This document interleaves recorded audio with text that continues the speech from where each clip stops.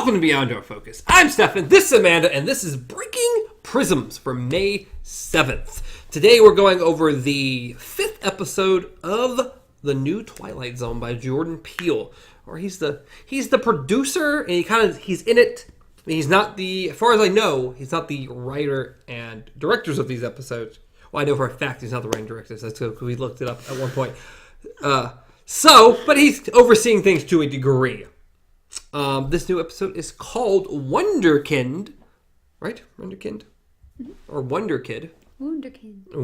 Wunderkind? 15 different names. I was real curious. We had to do a lot of research to begin this. The name's like Wunderkind. Because we kept saying Wunderkid, and then we're like, no. Is this an actual word? And then looked it up and realized it is a word. And it's a German word. And I'm like, it literally says Wonder Child, which is just Wonder Kid in German. Pretty much, yeah. So top level review real quick, spoiler free. What was our impressions? I think that was her impression. She very much dislikes politics. I'm not a big politics person. But me, on the other hand, I actually quite enjoy politics. I enjoy the discussion. I love debating anything. Give me anything. Give me bread versus wheat bread. We can debate that. Why not? Let's go at it. So I like politics. And I think the episode, for the most part, starts off pretty strong. Yeah, John Cho, period. He's great through this episode. Even the kid is good for what he's supposed to be doing. Once again, as we've come to know from these 2019 Twilight Zones, is amazing acting, amazing cinematography, everything just from lighting to music, stuff that they chose, just everything was spot on. It's just, once again, the plot. Yeah, this one's plot. We didn't really know what it was about. Like, okay, it's a kid about running for election.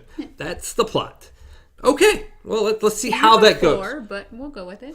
I said seen it before, but we'll go with it. We have seen it. There's first kid.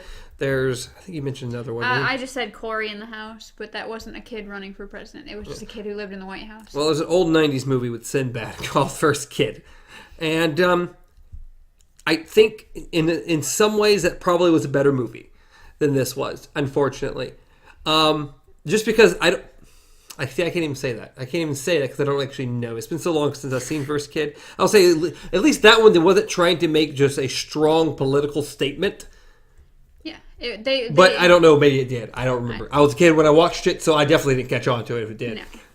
But this one definitely was trying to make a political statement. And the funny part was, and I think the reason why we were kind of more intrigued with this one than certain previous episodes, is that this one, you didn't really catch on to it at first. It just seemed like, okay, a kid's running for president, and this guy is trying to make a comeback in his life to help him. Yes. To help his own career. But not a spoiler, because I think it's literally the very first thing you see. Yeah. It starts off with intrigue because our main character, John Cho, which I don't remember his name in this. Do you? Raph Hanks. Raph Hanks. So in this, you start off and he's like laying on a gurney, or he's in like a hospital room or something. Yes. And the very first thing you see is 5 years previously. And we kind of go back and forth. And that's kind of what the episode's about. So you know something happens. It's like, oh, okay, I'm intrigued. What happens? How does he get to this point? And it is real mysterious and creepy through certain parts. And then the episode actually starts off pretty interestingly. And then unfortunately it just kind of just goes downhill. And then pretty much my problem was, as I said, it told the story in a way that was, okay, this is interesting. I want to know what happened. I want to know how things went bad. Because anyone who's going to wake up in any sort of hospital, it didn't go good. Yeah, something happened. Something went wrong. And instead of keeping with that tone, blending things together, suddenly the message is there and it just starts. Yeah, once it was about 15 minutes in and I paused and I'm like, is this trying to make this political message? And it's like, I think it is. And then you go a little further. Oh, it definitely is. Oh, it 100%, and it just goes all in. further, and it's like it was hiding in the background, and then suddenly it just starts moving forward and forward and forward until you're like, what am I watching? And the biggest problem, and by far the worst thing about this episode is, in my opinion, that it was not a Twilight Zone episode. No. At all. There was nothing, unlike previous episodes, like, oh, if you remove this one little thing, it wasn't really Twilight Zone-ish. No, this episode had nothing to do with Twilight Zone. Literally, besides semi-violence and language, this was a Disney movie. Yeah, it could have been a Disney movie. If you would just remove Jordan Peele from it, it could have been anything. It literally could have been any episode of anything. Nothing about this episode at all said Twilight Zone. Take off the Twilight Zone name, it could have been called Wunderkind, and that could have been the name of the movie. And been done with it, and that would just been its own thing. But it wouldn't have been a Twilight Zone episode. Didn't feel like it, didn't act like it. I mean, Jordan Peele was great in this. Oh, yes. And his little beginning and end things, he's always great. I love watching him. If it's a great episode, he's a great addition. If it's a bad episode, well, I'm glad he was there because he was the only decent thing about the episode. And see, that's what makes me sad, is that listening to his narration, it just pulls you in more. And you're like, okay, I want to know what's going to happen because you're making it seem like something big's going down and I want to know. And they have great acting. It's like everything's there for something to be good, and then you get the plot, and it's like, oh, okay, well. It's literally open a storybook from any children's section, and there you go. Once again, we're being told this political message, like, maybe now we're teenagers instead of children, so they've gotten a little bit smarter about hiding it inside something, but not much.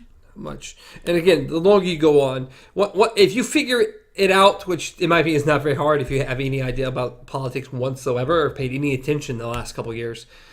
And once you think about it, it just becomes the most obvious thing in the world, and it kind of ruins the rest of the episode. It really does. It's like, okay, do something Twilight Zone-ish, try, and it just doesn't. It literally just goes the most predictable route known to man. And it's like, well, okay, I guess that's something we watched. Yeah. And that's very disappointing because I really wanted it to be better than it was. And from the beginning, I thought it was going to be. Like, personally, said I don't really get into politics mostly because it seems to be all that's... Like, once it starts, it seems to be all that's there is. Like, you can change channels, and it will literally be the same thing over and over again. And so if you have the TV on for any amount of time, it's going to be all that's on. And it just gets to a point where it's like, give me some good news. Give me something to think about. Doom and gloom, always. And it just, to me, I still like political stories. Like, I do like movies and stuff dealing with, like, political races and everything. They've had some pretty good ones, but... My favorite political movie that I can think of right now, and there are probably others and I'm just not thinking about immediately, is American President. It's an older movie. It has Ant-Man and the Wasp, her father. What's his name? Michael Douglas. I think it has Michael... I gotta have to look it up. I've watched it like 7 or 8 times, but it's been like probably 7 or 8 years since I've seen it. And I don't remember it, but it's super awesome. It's about a guy running for re-election. Yeah. And then getting in a relationship with a woman.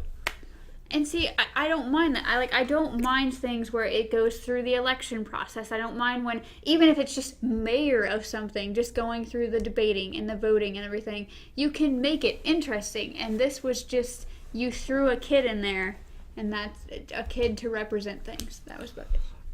Yep, a kid to represent a particular person. So, how do we feel about this? How do we want to rate this? You don't like politics as a whole, in general, not your major thing. And this episode, I don't think left a good taste in your mouth. No, it was good at first, and then it just like the media, it just kind of just droned on. Suddenly, when that note hit, it just slapped you in the face with it, and I was just over it. Yeah, and I would agree. Okay, I admit the movie, 95. I said the American President, it literally gave me the American President. So I'm like, well, touche, Google, touche. I don't know. And for me, it's like, it's not whether or not Completely right. It was Michael Douglas. It was Michael Douglas. Whew, thank you. And it's not whether or not you agree or disagree with the statement that's being made by the TV or by this episode. It's more about how they presented it. Yes, exactly. I don't mind messages, but again, this is a Twilight Zone episode. That can be the background of what you're trying to tell, but I need an interesting story as well, and it needs to be something that feels like a Twilight Zone episode. And this didn't feel anything like a Twilight Zone episode. Actually, the only episode that literally feels nothing like a Twilight Zone episode. There's no element other than Jordan Peele being in it that says anything about it being a Twilight Zone episode. It feels like First Kid. Yeah. It feels like the Sinbad movie. And that's actually kind of sad for a Twilight Zone episode. Anyway, what are we rating this? What do we say? I don't even... I think I lost three companion cubes. I'm going to strongly agree with you. So we are down to 2 companion cubes left after watching this episode. Out of 5. We're going to say 2 out of 5, which unfortunately we started off really strong with the season, and then now it is hit and miss every episode. It was like good, bad, and the preview for the next one actually looks very entertaining. So I'm super curious about it. Space. I like space. I'm a big fan of space. So I am super intrigued at what this is going to do. Just don't shove anything down my throat. I mean, maybe shove that we're in space down my throat. How about that? All right, we're going to jump into spoilers for like 2 minutes, if that. So you can go away, and we're going to maybe jump into spoilers. I don't know if there's much we haven't said, and then we're going to be good. So anything spoiler you want to actually say about this? I mean, we kind of got our thoughts across. We all know what this episode was about. We clearly all know what this episode was about. Yep. Yeah. John Cho, this guy, has tries to get this one guy elected, fails miserably. Oh, yeah. Miserably. He's laughed upon, and then this kid puts out a little thing about him wanting to be president, and John's like, here's my opportunity, and tries to jump on board. Very quickly, everyone... I mean, if there is a Twilight-ish, it's just the fact that people actually want to vote for this guy. Yeah. But even that's not, because all this is just being... As I said, this is the message. This is the political message they're shoving. The only thing that you could make it strange or unusual is the fact that suddenly the world is absolutely okay and just jumping and eating on everything. But that's literally the message. Yeah. That's the point of this political message they're shoving down your throat. So therefore, even that's not Twilight Zone-ish, because in their opinion, that's exactly what happened, and that's what they're telling you. Yes, and we all know what election this is mirroring. Yes. It's very obvious. The further you go, more and more and more. It's like, oh, this child running, he throws tents and tantrums, he's not a great in political, he doesn't know very much. Oh, he's going to surround himself with the best people. Oh, free video games for everybody, no matter what, because I promised the people that's what I would do. And then suddenly, oh, you're telling me I can't do this? Well, I will find someone who can. Or I will tax and tax and tax until I get what I want. Exactly. It's just... creativity. We're looking for the Twilight Zone creativity. And unfortunately, the drama from the beginning of the episode was literally just him laying because he got shot. Yeah. It's like, oh, you got shot. Nothing extravagant, just the kid got tired of you and basically lied, and his security guard shot you. Because literally what it made it look like while he was sitting there is it looked like something was underneath because I thought it was aliens at first. Because it gives off the vibe.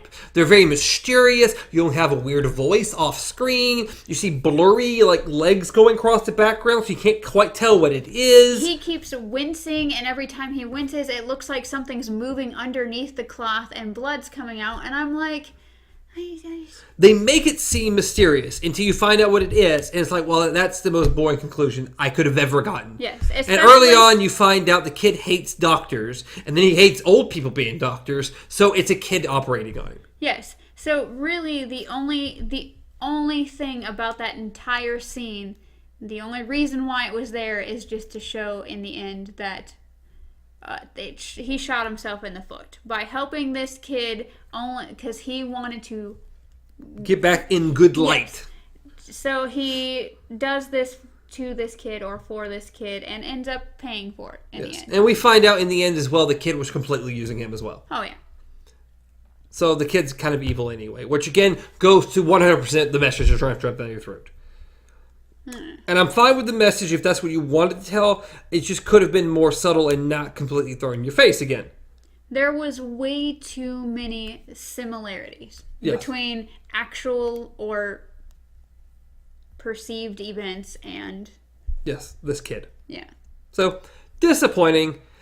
I keep hoping for the best, but at this point, we're, 5 episodes in? We're halfway through the series. And it cannot keep going to where good, bad, good, bad, good, bad. I feel like we're going to get to a point where it's going to go bad, bad, bad. And that's not, and it's going to be really disappointing because I really wanted this to be good. And to me, it started off so strong. Yes, we had 2 episodes in a row that were great, and then we just tanked. And then we got another really good one, and then we tanked again. And I don't know what's going to happen next week. I hope for the best. But I think we're going to leave it there. Like we said, 2 out of 5 companion cubes. Not our favorite episode by no means. I like this companion cube more than I liked that episode, unfortunately.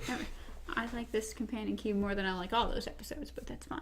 I mean, that's a far jump. Okay, companion cube. It is. I love the companion cube. Us. It does. It saves us. Anyways, as always, you can reach me at Stars Untraveled. I forgot it for a minute. I almost reverted backwards.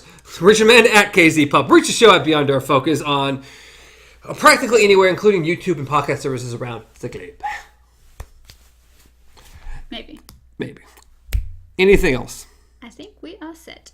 Awesome, possum, blossom. Till next time, long days and pleasant